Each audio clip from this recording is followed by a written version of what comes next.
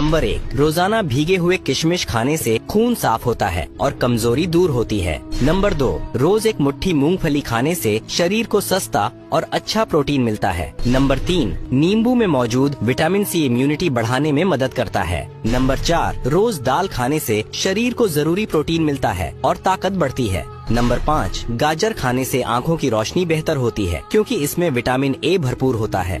Number 6, अखरोट खाने से दिमाग तेज होता है क्योंकि इसमें ओमेगा 3 फैटी एसिड होता है। नंबर 7, रात में दही खाने से बचना चाहिए, इससे सर्दी जुकाम बढ़ सकता है। नंबर 8, रोज 1 चम्मच शहद खाने से इम्यूनिटी मजबूत होती है और गले की खराश में भी राहत मिलती है। नंबर 9, पालक खाने से शरीर में आयरन की कमी दूर होती है और खून बढ़ाने में मदद मिलती है। नंबर 10, अदरक का सेवन करने से पाचन क्रिया तेज होती है और पेट की गैस व सूजन कम होती है। अगर नींद ठीक से नहीं आती हो तो रात में गुनगुना दूध पीजिए, यह दिमाग को शांत